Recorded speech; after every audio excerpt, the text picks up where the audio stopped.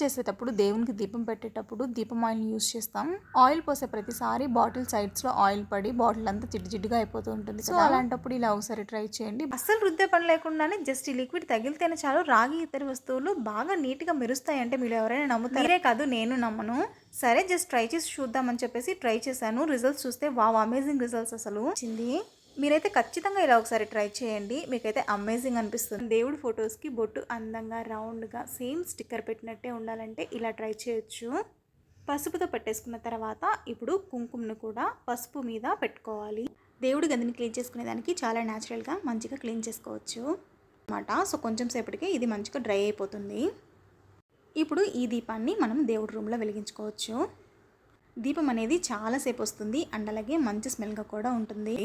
ఇప్పుడు ఈ కుంకుమని దేవుడి ఫొటోస్కి పెట్టచ్చు అండ్ అలాగే లేడీస్ కూడా మంచిగా పెట్టుకోవచ్చు. ఇలా డ్రై అయిన తర్వాత దేవుడి రూమ్లో వెలిగించుకోవడమే. చాలా మంచి స్మెల్ ఉంటుంది.